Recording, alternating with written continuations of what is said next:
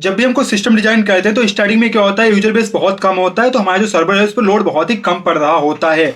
But जैसे जैसे user base बढ़ता रहता है वैसे वैसे हमारे सर्वर पर लोड बढ़ता जाता है और फिर हमें करनी पड़ती है स्केलिंग। और स्केलिंग कितने टाइप की होती है वो लास्ट वीडियो में मैं डिस्कस कर चुका हूँ, कैसे करते हैं वो भी डिस्कस कर चुका हूँ। बट जब हम हॉरिजॉन्टल स्केलिंग कर रहे होते हैं तो वहां पर हमारे पास बहुत ज़्यादा रिक्वेस्ट आ रही होती है और हमारे सर्वर जो होते हैं वो 2 3 4 होते हैं, ठीक है।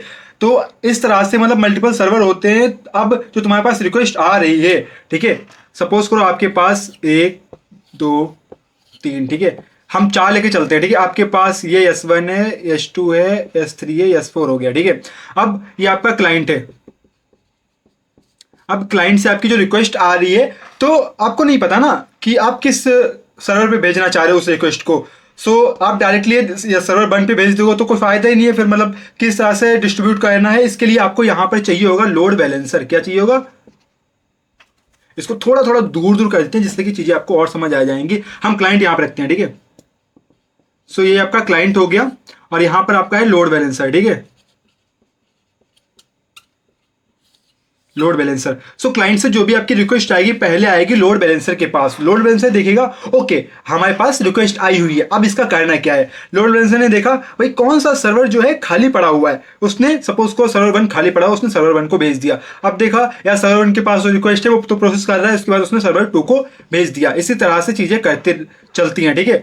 लोड बैलेंसर क्या करता है कि सर अपने हिसाब से यहाँ पे एल्गोरिथम काम करती है। हम लोड बैलेंसर में कई टाइप के एल्गोरिथम होते हैं जो आगे मैं डिस्कस करूंगा इसी वीडियो के अंदर, उसके हिसाब से हम इन सर्वर को रिक्वेस्ट भेजते रहते हैं। बट एक चीज का ध्यान रखना पड़ता है कि ऐसा ना हो कि किसी एक सर्वर में बहुत ज्यादा लोड पड़ जाए और दूसरा सर्वर खाली पड़ा रहे। तो इस चीज को हैंडल करना पड़ता है और हम मेरे पास जो भी रिक्वेस्ट आती है उनको हम इवनली डिस्ट्रीब्यूट करने का ट्राई करते हैं। सपोज करो कि आपके पास यार 4 सर्वर है तो हम 40 रिक्वेस्ट मान के चलते हैं, ठीक है।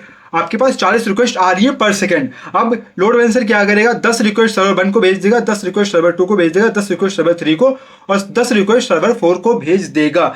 तो इस तरह से हमारा लोड बैलेंसर काम करता है। जो भी रिक्वेस्ट आ रही है उनको हैंडल करता है और उनको सर्वर से चीजें करवाता है। सो आपको यहाँ पे एक इमेज दिख रही होगी, ठीक है। इस इमेज से आप लोग बहुत अच्छे से समझ जाओगे कि यार यूजर दे रखा है, यूजर से इन रिक्वेस्ट की जो कि इंटरनेट पे आई है। अब उससे क्या हो रहा है, वो रिक्वेस्ट आपकी जा रही है लोड बैलेंसर के पास, ठीक है। अब लोड बैलेंसर डिवाइड कर रहा है कि रिक्वेस्ट को किस सर्वर पे भेजना है।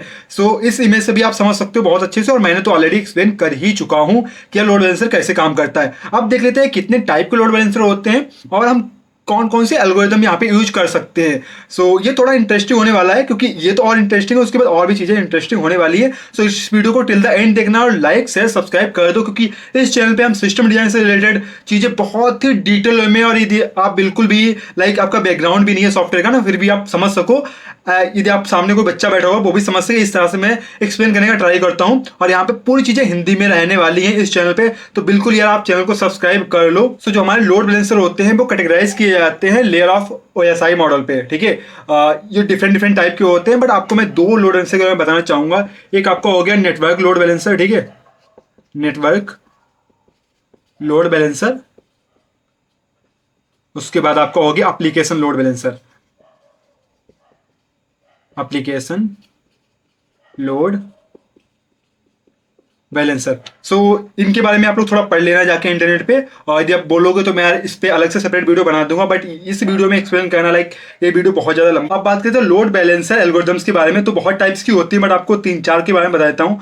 तो यहाँ पे मैंने 5 लिख रखी है, ठीक है। तो आपको एटलीस्ट 2 3 तो पता ही होनी चाहिए और याद होनी चाहिए, क्योंकि इंटरव्यू में पूछ दिया गया किस किस टाइप के एल्गोरिथम्स होती हैं और कैसे काम करती हैं, तो आपको आइडिया होना चाहिए। तो यार आपने राउंड रोबिन के बारे में सुना ही होगा यदि आपने ऑपरेटिंग सिस्टम पढ़ रखा है। देन आपकी हो जाती है वेटेज राउंड रोबिन, ठीक है। Then IP hash, then least connection algorithms, तो ये भी हमारे लोड बैलेंसर में काम आती है। लीस्ट रिस्पॉन्स टाइम एल्गोरिथम्स, और ये सारी एल्गोरिथम्स मतलब round robin, least connection algorithm, least time response time algorithms, ये हम OS मॉडल में पढ़ चुके हैं। जिसने OS ऑपरेटिंग सिस्टम पढ़ा हुआ है उसको पता होनी चाहिए एल्गोरिथम्स के बारे में, उनको ऑलरेडी आइडिया होगा।